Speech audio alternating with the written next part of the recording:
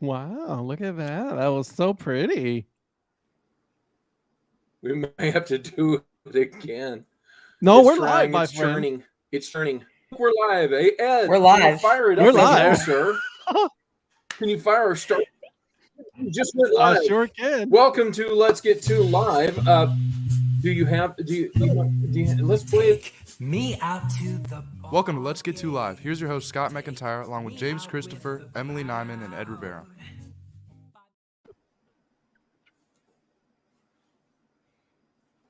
We're good now. We're good, Scotty. I think he's frozen. Look at him. Or he's just very focused. While we are missing. Well, you guys can't hear me? Are you really for real? Now For I can. real? Now I can. No, Now I you can. can't. Now I Am I can. okay? You were So stuck look- like this for a long time. We are missing James Christopher, but we are not missing plenty of technical difficulties. We are so sorry that we have started late tonight for this week's episode of Let's Get To Live. I am your host, Scott McIntyre, wearing my Omaha's hat very happily. To my side is the host of the Dad Hat Chronicles, Ed Rivera. Ed, how are you tonight, sir? Pew, pew, pew, pew, pew, pew. I'm good, man. What's happening, my friend? Pew pew pew pew pew pew. I like it. I get this pew pew pews. That's great. Also with us tonight, sitting right here, Miss Emily Nyman. How are you? I'm great. Good to be MC here with you does it. guys.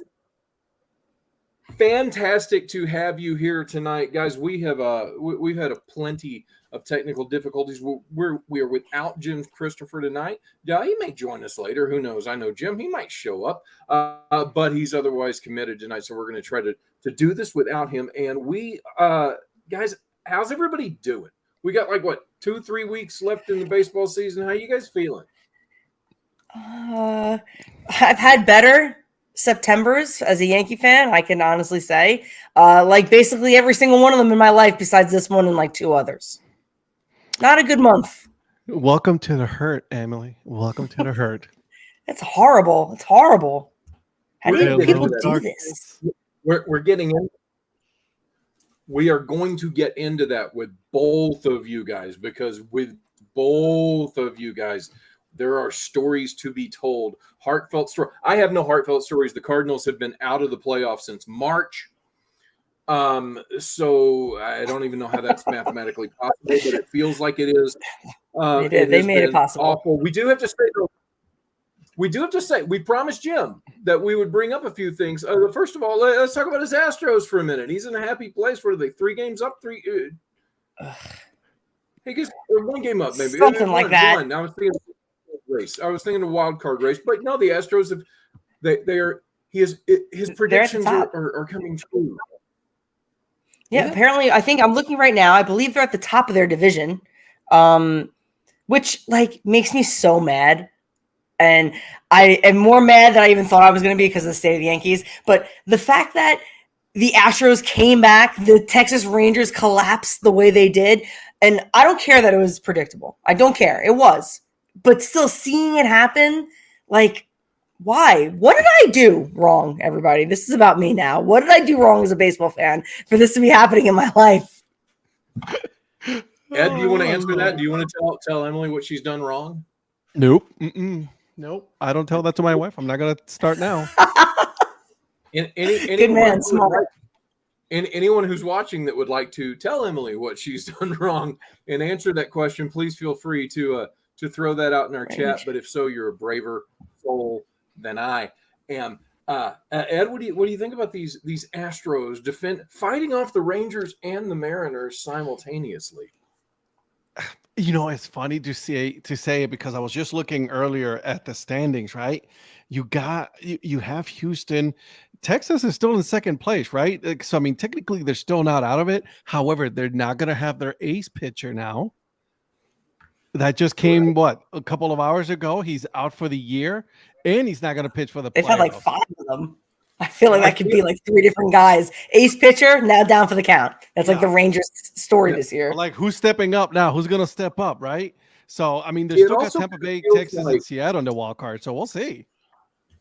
It also kind of feels like anytime you say Texas Rangers ace, there should just be an asterisk that automatically appears like off to the end.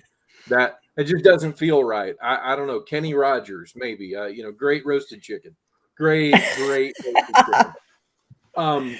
I know the Rangers being successful is just like so perverse. I hate it. I think. Am I the only one that hates it? Because I don't. I don't hate it at all. I don't. I love having. I love the expanded playoffs because it makes No, the that's Rangers, true. the Mariners, and the Blue Jays. It makes what's happening. It makes it real. And as we'll talk about in a little bit, one of us here is still hanging on to this shred of hope. Nope. But we'll get to that. Also, I have to say this. I know we're a baseball show, but I would be remiss, and this pains me to say, but I congratulate Jim and his fellow Texas Longhorn alum on knocking off Nick Saban. Anybody that watches our college football, Texas A&M, and Arkansas centric show called Yell Fight Suey, if you don't watch it, you should. But whenever that comes out on Friday, we'll dive into that a little bit closer, a little bit deeper. But I do have to say, congratulations, Jim, on your Congratulations. Congratulations on the football. There we go. Foosball. The football. Congratulations on foosball. The football. Yay, Jim. Yay, Jim. Now let's get back. Let's get back to what we were talking about. I kind of want to dive into something here, guys, because I thought steroids in baseball, we weren't going to talk about that anymore. I just figured nothing new is going to come out about that. And then boom, ESPN drops something in our lap that's about 1,000 pounds. Balco is back in the news. DEA documents have been released. We got Bosch, the Dr. T Bosch, not Bosch, the guy on the Amazon series, which was actually kind of cool. We've got the Levinson brothers who are looking all, slick back. And Omar Minaya has been mentioned in all of this. It reads like an HBO series, which I'm sure it will be. It's going to be. It's got to be. He's trying hard. He's like talking to producers and stuff. He's trying to do his story I'm dead serious. After he saw, I guess, Jeters and Jordan's, he wanted his own, knew he would have to make it happen. No one was going to approach him. So that's what's in the works, apparently. Yeah, everybody is squealing more than Ned Baker in Deliverance. I mean, there is so much squealing going on, and everybody, everybody is pointing fingers. This guy pointing fingers. This guy. It reads like craziness. Dive into a little bit more. What do you? Well, you've read it. What do you think about this? I mean, I feel like, and especially since I am a self-proclaimed Alex Rodriguez historian and expert, I feel like for me, it's a lot of things that we've already known that I guess it does go deeper, but like a lot of it is in my opinion, not surprising at all. No. Like, especially, and Ed and I were talking about it earlier today. There was a documentary that came out a number of years ago called Screwball that was about the biogenesis scandal and Tony Bosch was in it. It was basically his story. And Scotty, to your point about how ridiculous and like grandiose this whole saga is, the way that it's portrayed is through child actors in this documentary, because it's such an absurd, ridiculous story that's not actually really serious outside of like the world of baseball. You know what I mean? So it takes like the seriousness out of it. And not saying that steroid use is good. I'm just saying that like it makes it more absurd for an adult audience. You know what I'm saying? Yeah. And that's why it tells the story exactly as I read it in ESPN. It's basically the same thing. I'm intrigued. We got to throw in Food and Fittage with Phil has said that a roid is now known as a rat. We got. I mean, it's a little clever. We'll give it is. It is credit. Phil also was passing along that the Las Vegas Aviators episode of Let's Get To was fantastic and one of his favorite two minor league ballparks. Oh, okay, that's Phil's stuff. But as we come back here, Ed, what are your thoughts? There's more than A-Rod to this. Ed, what are you thinking? What did you think when you saw this? So listen, I literally have it, right now, looking at it. You know what I mean? I have it pulled up, and it's like It's deep, man. I mean, it's so This- thick, it's like War and It's Peace. dense. I mean, you're talking about even wrestlers, right? You know, Right. WWE, and it's obviously, come on now, like Wait, the wrestlers? cleanest sport there is. WWE, Yeah, what do you mean, okay? Ed? The cleanest sport there is, guys. A-Rod and Manny, brother. yeah, you know what I'm saying? Manny Ramirez in this thing, right? Like, I mean, listen, if ESPN or whoever or HBO does not make a 30 for 30 on this thing, multiple episodes, you got 10 episodes, already bought in the books, it's gonna read so good. I would watch the shit out of that. So would 100%. Like, and I would rewatch it for sure. But there's so many different directions something like that could go to. There's so many different characters. I mean, you could see this as a dark comedy, something like White House Plumbers that just it would be brilliant. Right. And it'll happen. I know it'll happen. Oh, for sure. I hope so. Some of this, so I've got notes and things here on this old phone of mine, and one of the things as I looked through this story, as I perused it, Melky Cabrera. So if I focus in on the Melky Cabrera saga, and they bring up a very interesting point, if Melky Cabrera's steroid use helped the Giants win the World Series, 2012, 11, 12, my brain just went dead. But here's the timeline. So Melky Cabrera took a test in June and tested positive. So his PED came back. You are positive. He should have incurred a 50-game suspension, but he played in the All-Star game because of agreements that they had with the Players Union at the time. So he plays in the All-Star game where he's voted All-Star game MVP. So he gets paid. Given a $60,000 Camaro, secures home field advantage for the National League, which just happens to be his own San Francisco Giants, who then sweep Detroit.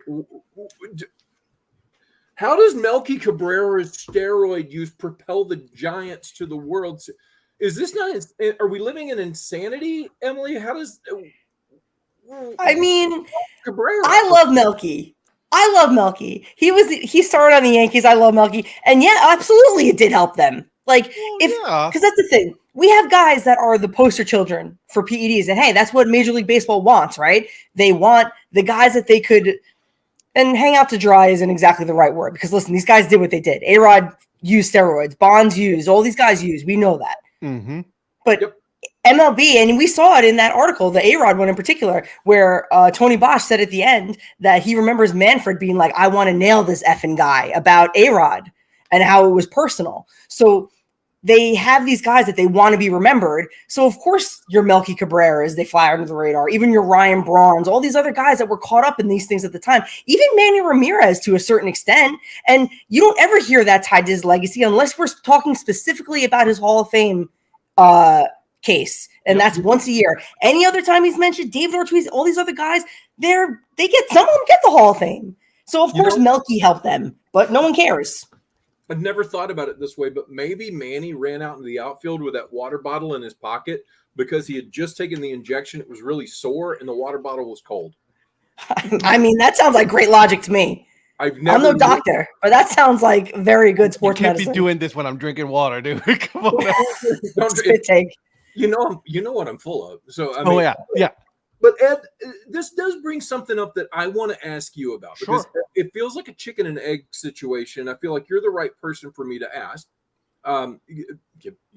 You're a proud Latino man. So Melky Cabrera, Alex Rodriguez, Nelson Cruz, Johnny Peralta, Francisco Cervelli, Manny Ramirez. There's a theme here among these guys. So, but here's the question I have. Is this a coincidence about so many Latino players being involved, or is this like a hunger? So one of the things that Bosch and Levinson's, they love the getting in with the Latino players. Like I get in with one guy, and then I get a lot of other guys coming to me. So my question is this a thing where these players see what's happening and they seek this out because I want to stay. I want to try to make as much as this a machismo thing.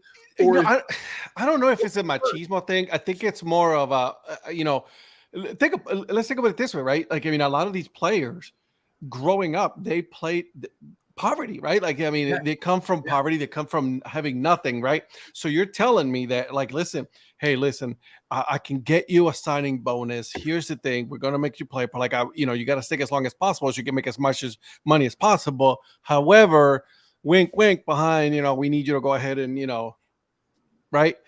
Yeah. And this is not it doesn't also pertain to steroids. Fausto Carmona, you guys remember him? He I'm was trying to. Fausto Carmona. He was the closer for the Cleveland Indians, Okay. Yes. right? Remember him? Yeah, I remember. Now his birth certificate came into question, right? They said that he was at one age, but come to find out that he was like 10 years older than that, right? So there's a lot of things that have happened. Listen, am I proud to say that it's like it happens? It's very predominant in the Hispanic community. No, I wish it wasn't, right? Because for every one that you either have 10 other players that are doing it the right way. Look at the minor leagues, just full of them, right? But but let's not also forget you have Barry Bonds, you have Exactly. Oh, you yeah, have absolutely. Ryan Braun. Remember him?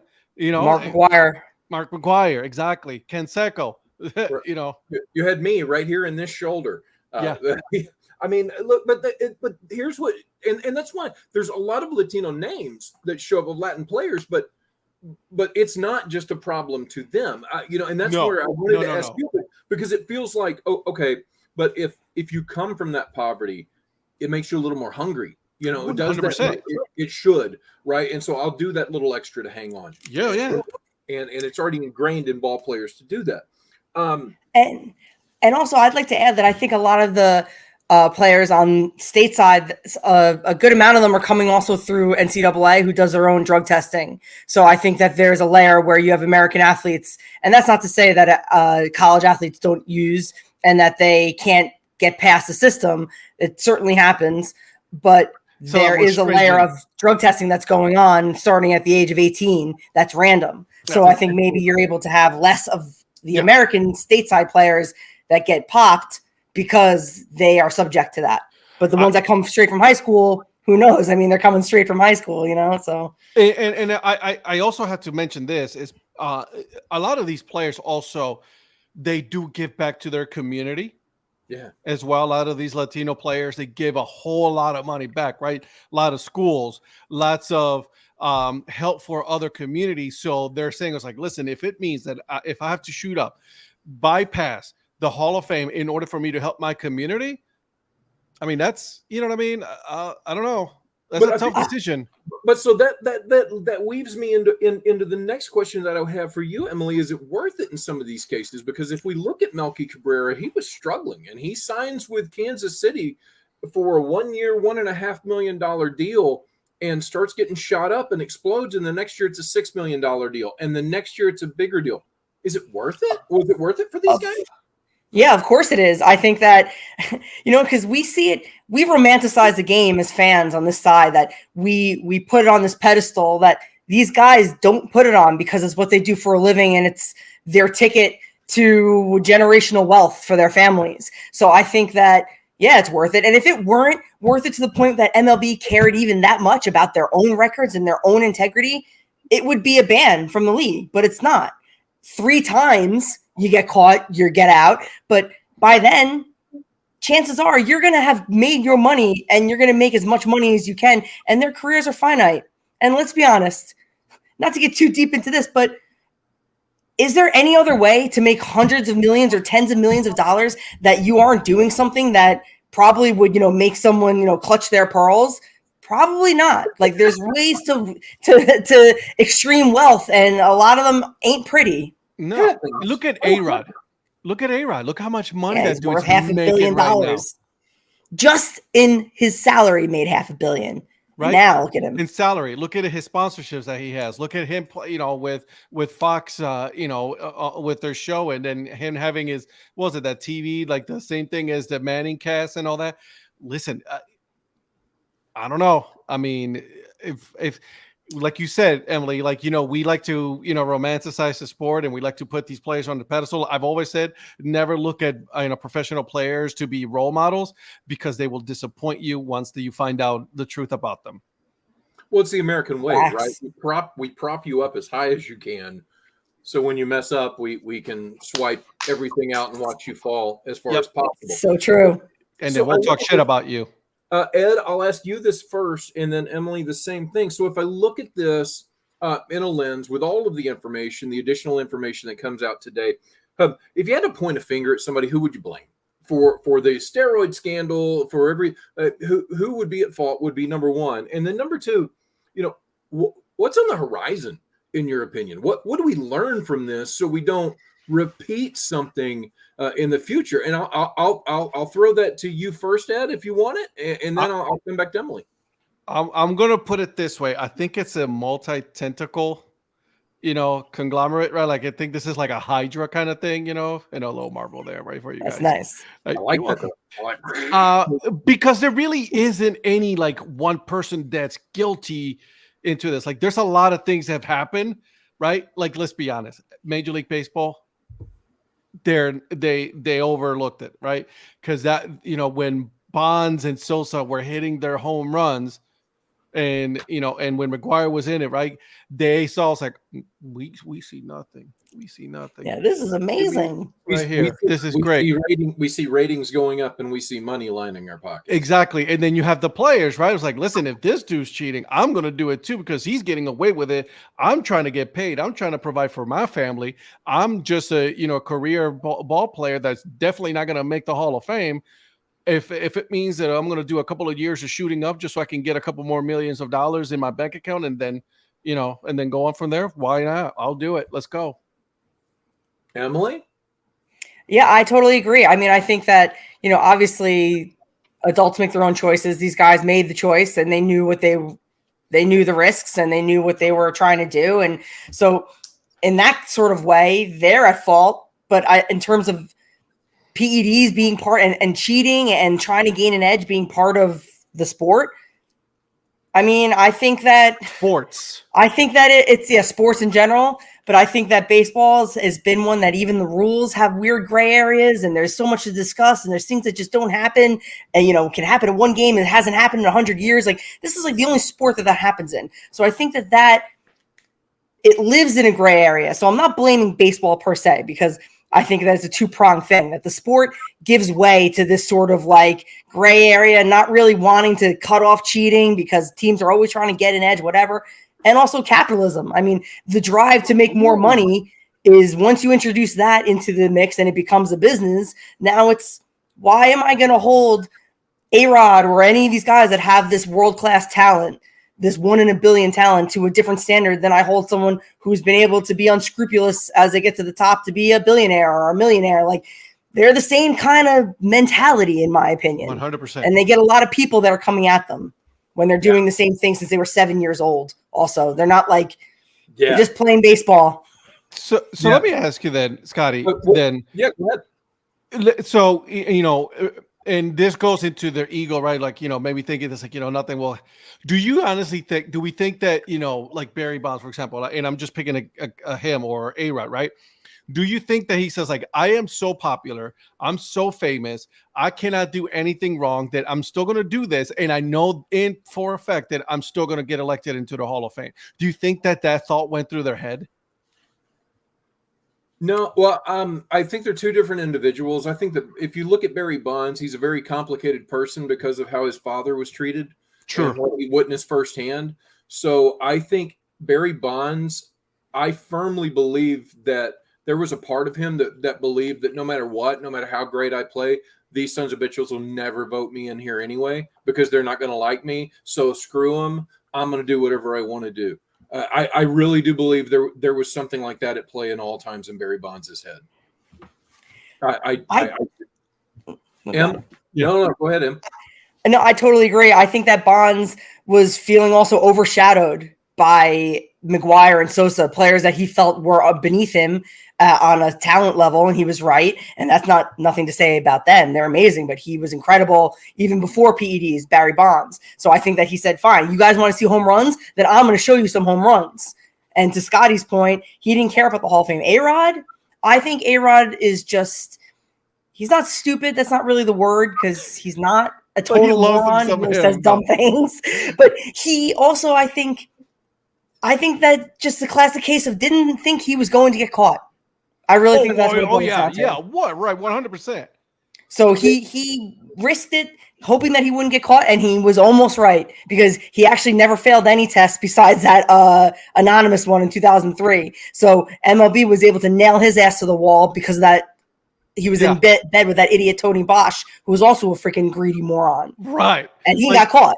Like they get to the point where like we're growing, and then we're like, okay, no one stop us, and no one's gonna stop us. So let's not, right? Like I mean, whatever. Yeah, the ego. Right. A-Rod wanted to hit 800 home runs. Right. And with Bonds, though, I'll say this: Bonds before PEDs was a Hall of Famer.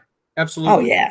Absolutely. That's what really bugs me. He won 3 MVPs. I believe he had all the talent of his father, and all the drive of his father, but he had more of an education and understanding of the game simply because he grew up business. He grew up with Dusty Baker, down the hall. Yeah, he grew up with world-class environment.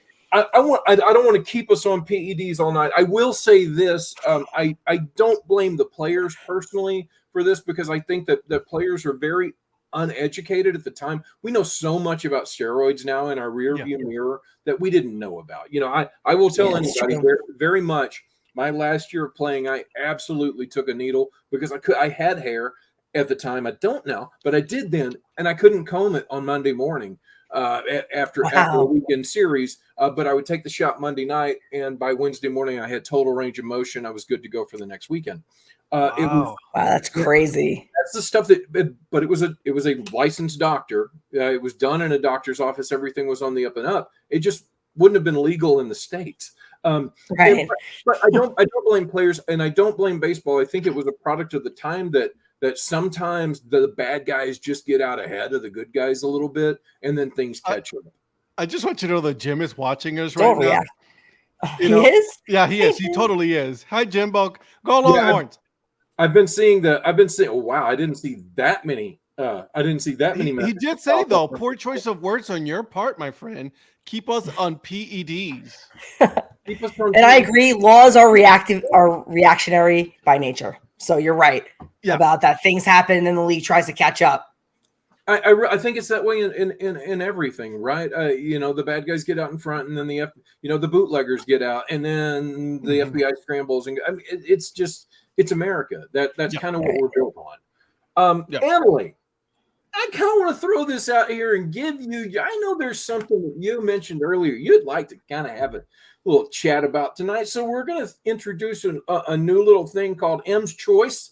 I'm going to call it M's Choice. We may change the name of it, but this is M's Choice, what she wants to talk about. So, Emily, what's on your mind there about the playoffs? About the playoffs? I'm glad you said that. I was about to be like, all right, so back to A-Rod and PEDs, which I can talk about for 3 days straight. We can talk about this all day. I can talk about A-Rod for a year. And we may come back to it. But I know that earlier today you mentioned that there's this mathematical hope that is clinging. It's a disease, Scotty, to be frank. My brain is diseased. I see that there is a mathematical chance, and because the Yankees have missed the postseason maybe 2 or 3 times in my entire time as a fan, my brain is just like, of course they're going to do it. Like, it's the Yankees. Like, but it's the Isaiah Kiner-Falefa Yankees, okay? It's not like even the A-Rod Yankees of the back in the day. Like, it's just, I can't help it. And my fiance and I, we keep switching off where one of us will be like really negative and nasty about it. Like, this season is over. Almost like Gollum and Smeagol, like talking to each other in Lord of the Rings. And it was like, this season's over. And the other one is like, you need to have hope. And then the other one flips. And we've just been doing that for the last month. So this season just really needs to come to an end so we can get our minds right in this house.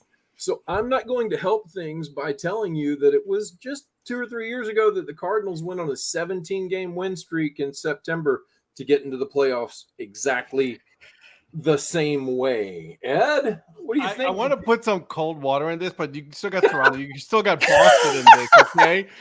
You're 7.5 games back. I mean, do we honestly think that Seattle and Tampa really are going to slow down at all? Right? Yeah. Listen, okay? It's Tampa, all right? I've seen them shit the bed. So you're right. possible Emily's gonna be like, "Oh, here we go. We got this." If you asked me in April, the route would be impossible. Now that I'm in it, I'm like, obviously everything that needs to happen on time when it will happen. Ed, like, get real. This is Was baseball, okay? It always works out for me. Oh, absolutely. Was it that song, that "Hello Darkness"? Yeah, hello, darkness, my old friend. I got Exactly. that ready to go. My fiance's finger is hovering over the play button for that one for when it needs to hit in. Come to this dark side, because this is where me and Scotty are at constantly every year here. Well, Okay, so here's what I'm thinking. Yeah. Give us what you're thinking. Remember last week when the week before, like 2 weeks ago, we were talking about, hey, look, Cleveland made these awesome pick up these awesome players, right? No, they didn't. They suck. Okay. They just lost today in 10. Okay, just want you guys to know the San Francisco beat them in 10. And then they need to go 12-4. Okay, guys, they need to go 12-4. I think it is, or something like that. And then Minnesota needs to have an ultimate epic collapse and only win 5 out of the rest of the games. And then maybe, just maybe, Cleveland has a chance. I mean, not to be cruel, Ed, but I will say that Minnesota, between that bridge and the Metrodome, they're known for collapses. Yeah, well, true that. True that. But here's also what it doesn't bother me about the team not making it. That's fine. Bridge, not the bridge. I was just reading that Wikipedia page not too long ago. That was pretty bad. I was watching. I remember the plates, the gusset plates were under standards, and I'm laughing about this. Damn it, Scotty! I'm laughing about tragedy. God damn you being funny. So here's my my issue that I had. This is what I'm thinking. It was making me mad. Chris Antonetti. He was asked a question, and he said that about having a big bat, Cleveland missing a big bat. He literally said that Cleveland, well, we really don't need a big bet in order to create runs. And I wanted to go ahead and say, ask that to New York, Houston, Seattle, Texas, or any Baltimore. They have big bats. Everybody has big bats except for Cleveland. Cleveland does not have a big bat. They had a big bat and they traded it down to Miami. So we need a big bat, and you can still play small ball. Chris Antonetti, I'm looking at you. Yeah, you. He really was. It was kind of freaky. He was looking right at him. I mean, Emily, seriously though, for the teams that are still hanging on, Cleveland's, we do talk about the expanded playoffs, meaning expanded hope. You guys do have like a sliver of hope. Is that more frustrating that it just forces you to hang on longer? I mean, I actually love it because, like, the beginning of the month, the idea of the Yankees playing what at the time felt like meaningless baseball, because we were in that no man's land between, like, the end is near and we still have X amount of games. So, like, I had accepted the fate, and that was worse to me, way worse. But now this at least is giving me giving me postseason vibes, because I'm pathetic and desperate now and won't have an actual postseason. So I have to pretend this horrible wild card chase where they're just chasing the back of like a speeding car that just keeps speeding up in front of them is fun and really October-like. Wearing a scarf and stuff outside, 75 degrees, watching the Yankees, pretending it's October. You can just call it El Nino. It's really October. It's really hot. Unseasonably warm. It is very hot. Unseasonably warm, even. I'm sure it is. I'm sure it's October. It feels like October. I will say this: in St. Louis, the only thing we're watching is Adam Wainwright. Will he get to 200 wins? He finally got to 199 last night. 3 more scheduled starts on the year. But I hope he does. I think it would be great for the game, and I think it'd be great for him, even though his ERA is north of 7 right now. But it does bring up something interesting. So, is a pitcher like Adam Wainwright, if he hits 200 wins, is that a milestone now? We used to think of 300 wins was like the milestone, and it was 250. That's a good question. But what are the new milestones? 300 is a batting average. Used to be a milestone. It's not now. Emily, what are the milestones for you? I think that we're too far into it now. It's still going to be the same. Yeah, I did not prep you guys on this one. This just kind of came to me at the last minute. No, so sorry about that. I think it's a great question. I think that it's hard to say because you still have guys, and it's really hard to say because Emma, we're in this weird flex period where they're changing the rules, they're messing with the ball a little bit. So like giving once we settle down, maybe even if we just get a few years past the rules, we'll see where the averages are. We'll see where, average stolen bases, home runs. We'll see where that number is. And then I still think the records are going to be the records, to be honest. I still think 50 home runs, 60 home runs is going to be something that's incredible, and 40 that's attainable and not that exciting. You know what I mean? Yeah. Ed, what do you think? I'm with you there. I think we're in this no man's land right now of like, we're still trying to figure out the rules, right? I still think that there are going to be some records that are not going to be broken again just because of the way that pitchers are being used now. For example, starting pitchers are no longer going those 7, 8, 9 innings, right? They're shorter ones, and you have a lot more bullpen days, right? Like, where you have the whole bullpens, so I think that we are going to have some records change. Well, never change. I mean, like I don't think they're going to be able to be reached anymore. I think we're going to have to do some adjustment as to what is expected of a player. Cy Young's win total is very safe. Oh yeah. Very for safe. Sure. 100%. And in my opinion, so are most of those records. We only saw the home runs get touched with guys who used PEDs and guys who supposedly didn't, but like, the error they came up. Does that mean they didn't? I don't know. Olsen is at what? Is 50-some home runs right now? Olsen, 51. 51. He's tied the Braves record. But right. I think Ed, what you just mentioned about pitchers and how they just don't go deep into games anymore. So 5 innings has been since baseball began, since baseball kept records, professional baseball. You have to go 5 innings in a start to get the win. But that was in an era when guys were expected to throw. You were expected to throw 9. You're not going to get credit unless you throw 5. Now you're expected to throw 6, but you're not going to get credit unless you throw 5. Do things like that? Is that the next thing to change? Yeah. I mean, we've changed everything, right? Runner on second, bases are bigger. I mean, we toyed with the mound yet again, right? Because it's always been, since the beginning of time, we've been tweaking baseball rules and dimensions and all that. So let's not act like, like baseball has always been the same, because it hasn't, right? Yeah. So, absolutely. I completely agree. Emily, what do you think? Yeah, I think that baseball is like a living, breathing thing.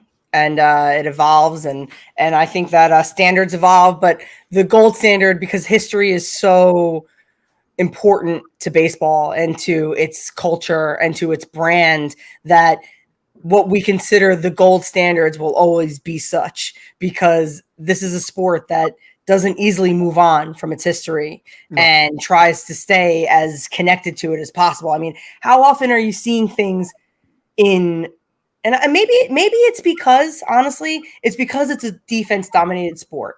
So you have standards where, like, the defense has been setting the standard for all these years, and the offense has been trying to keep up with it. So it makes sense that there's records from back in the day, even though a lot else was different, that we still hold to be like these hallowed records, even though most of the game wasn't really the same. It was just on paper the same. So, like, and other sports, they don't really do that. You don't see many old school football stats on Sunday football because it's not really relevant, but baseball makes it relevant because of how little has changed, I suppose. So I think that it's just going to be among fans. If there's any sort of like standard changes, it'll just be among how we talk to each other and what we consider to be average or above average. But the standards will always be the standards, the gold standards rather. What a great point, because, it wasn't long ago that a 3,000-yard passer was something special in football, and now it's like, well, you better do that or you're not going to have a job. That's your average now. Yeah, but so as we talk about that, and we talk about records, there is somebody chasing a record right now in Major League Baseball, and he actually doesn't have to do anything to keep this record. Trey Turner is 27 of 27 on his stolen base chances. That is the most of anyone having qualifying numbers and a perfect 1,000 or a perfect 1.000, whatever we want to call it, percentage on that. So he's 100% for stealing bases. He doesn't have to do any more. What do you do if you're Trey Turner here, Emily? Hey, do you stay on first? No, hell no. Fastest guy in the game. He keeps trying to steal bags. He doesn't give a shit about this record. His team is trying to fight for a spot in postseason. They need his speed on the bases, and he is dangerous on the bases before the throw over rule. Now that pitchers can only throw over twice, he's got to be the guy to put pressure on a pitcher when Bryce Harper is in the batter's box, because that's the exact scenario that happens. So I think that he's got to keep stealing. I was just going to say this. I was like, listen, you can only throw, to first a couple of times. After that, I would like try to steal, try to make the pitcher throw to him, right? And then, For sure. we're good to go now. Here we go. So I would keep trying. 100% keep trying. I'm still so shocked by how few pitch outs I've seen. I mean, in all seriousness, I am, because that's the alternative to the throw over, right? But you just don't. I keep waiting for that to come back into the game in a more prevalent or prominent position. Haven't seen it yet. I don't know. So I think that. Sorry. No, I think that's because there's, even though you have the rule where they can pitch out and they're trying to encourage base stealing, it's still not a smart play for most players because they're not quick enough. They don't get good enough read. It is a skill to be able to know when you can go. So I think that it's not worth it to teams to really risk an out because outs are so valuable. Great point, because nobody practices it. You took the words right out of my mouth. No, go with it, Ed. Run with it. And that's what I'm saying. It's like, listen, we get to the majors, right? And all of a sudden we forget how to practice. I was like, oh, we don't need batting practice. We don't need to, do the basics, right? Grounders and running the bases. Like, I mean, those are the basics that you should be practicing every day. Michael Jordan did it. Steve Kerr, like the dude could throw some threes up in there, right? Even what's his name from the Golden State Warriors? Steph Curry, right? Steph Curry, yeah. That's all he does. That's all he does. So why would you not practice that? I agree. I mean, you can't argue with that. That's why that freaking minor leaguer a few weeks ago with the Yankees point made no sense to me. He was like, "Oh, they do this drill means they don't care anymore." Enough said. It's like, dude, they should be doing different drills. Like, what the hell are you talking 100%. about? That's how you can't just. Like, what is bait? You can't just be like, all right, let's practice everything in baseball, guys. Like, you have to break the sport down into like little tiny sections for muscle memory. Yeah, I completely agree. And it's something that, it just wasn't part of the game, right? Because we went analytical for 20 years. It was all about, chicks dig the long ball and striking Still people. Do they? Mm-hmm. You see, oh my God, yeah. I got to say, you got pretty fired up thinking about Trey Turner taking second base a minute ago. I mean, it was more about Bryce Harper. I was thinking about, I'm like, because Bryce Harper is in the box, Scotty. Okay. But you're thinking runners in scoring position. But now you're thinking analytics there. It's like, all right, so he goes over. There's a higher percentage chance that he can score. I just think it's so. I got this big brain up here. I just think it's an incredibly exciting time for baseball. I really do think that we're at the precipice that this game is going to start being played at such a faster pace as we're already seeing. But the on-field, I just think everything's going to – it just flows so much better. It feels so much natural. It has me excited about it. It takes us back to the roots of the game, which segues me – long way for a segue – segues me into the roots of the game, which the minor league playoffs are underway. Emily, you said you were upset over there's no playoffs. You got Yankees system in the playoffs at A-ball.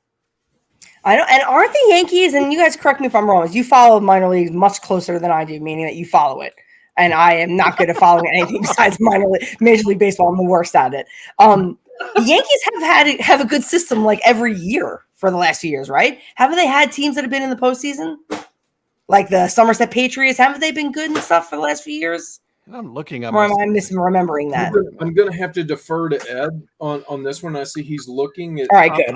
I feel better that I'm not the only person who doesn't know this off the top of their head. Okay. I will say this: ESPN had a really good article about the minor league playoffs and who's in right now, and they were showing how many prospects are available. The Yankees in the A-ball, at least, out of your top prospects, you only have like 3.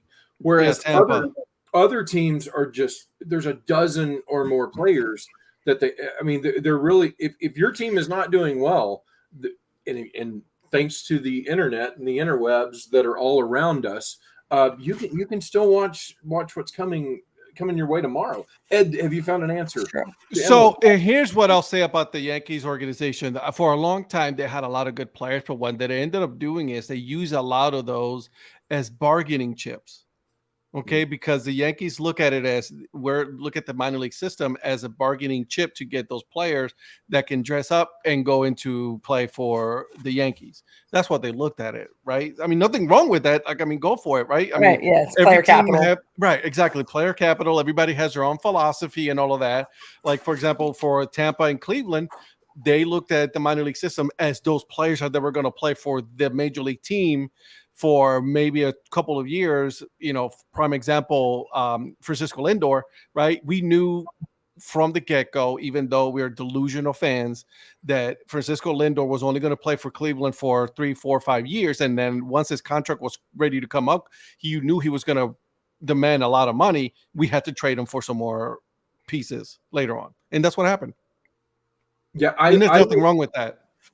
Right? No, That's how it is. It's a way to build. You do both, right? You try to do both. You try to grow some players, and you try to, and it all depends on how you draft too for a long time. Is that baseball is one of those sports that a successful career is just, making it to free agency, even being good enough to accrue that much service time or be a league average player for 10 years. You know what I mean? And then just a little bit on the minor league championship series here, guys. Yes, Today, 10 o'clock p.m. Eastern time, Vancouver Canadians against the Everett Aqua Sox. Game 2. Canadians are up 1-0. So, it could be, decided tonight. Hey, excitement in Vancouver and in Everett. There you go. I like the Aqua Sox. That's cool. I will tell people though that through either through apps or through the interwebs, go out and support these teams. If your team's out of the playoffs, it takes about 10 seconds for you to figure out what all of the teams are in your organization and how to go pay a couple of bucks and watch a game or two, and you'll be shocked. The Orioles of today are very well known by the Norfolk Tides fans of yesterday. And situations such as that. Guys, go ahead. I'll say one last thing on minor league baseball, right? As fans, like I'm a Cleveland fan, right? I would never root for another major league team, on purpose, right? However, for minor league, let's say that I'm in North Carolina here, right? I can go watch the Durham Bulls, which are an affiliate of the Tampa Bay Rays, and I could be a major fan of them. It doesn't matter what their affiliation is. And that's the beauty about minor league baseball, right? You, Emily, got a bunch of teams down in your area. Same to you with Scotty. Like, there's a lot of teams around you guys, and a lot of the people that watch the show that could definitely go out there and support, regardless of affiliation. It's cool to find out who's coming up tomorrow. I guess in that regard, especially if your team is dead out of the playoffs like mine is. Not a glimmer. Not mine. You both have mathematical hope. There's mathematical. We do. Yes, we do. And I will warn you, as an Arkansas Razorbacks fan, I have been taught that how it feels to maximize the hope, only to have the pain feel that much more intense when the loss happens. I love it. That's what I'm going for. I'm going for that sort of pain. Ed, what's your parting shot until next week, sir? This week I had the play-by-play of the last part of the for the El Paso Chihuahuas, talking about minor league baseball. He was a play-by-play. Tim Haggerty has a great book. I'm gonna shout it out right now because he did it. But it's called Tales from the Dugout. Great little bunch of stories from minor league, funny stories, players, play-by-play. So you guys should definitely check it out. Super cool dude. And then let me see. I'm trying to look what I have for next week. I don't even know who I have next week, guys. This is so sad. But that's okay. While Ed tries to figure that out, Emily, what do you have for us before we get out of here? I just have a big fat let's go Yankees. Got a tough stretch coming up here against Boston and Pittsburgh. If they can get through that gauntlet, World Series still on. So we're going to be checking in around this time next week. I'm anticipating them going, I don't know, maybe 5-0, maybe 6-1 during that time, easily, especially against the Toronto and Arizona. I'm going to be peak delusion, I think, next week. I think I haven't even reached the precipice. I'm just at base camp. This is like Mount Everest. It's taking me 42 miles to get here. Now I'm going up to the top. There's some avalanches probably coming my way, and whatever. Maybe I'll be one of those markers on the mountain. I'll say like, this, here's we green will boots on the way into October. Welcome to the off season. I mean, not yet. Sorry, not yet. not yet. That's when I get crushed by an avalanche next week. Mount Delete. Ed, did you find who you have next? Brandon LaMarche, designer for minor league logos. Cool dude. So yeah, check it out. Dad Hat Chronicles. Nice.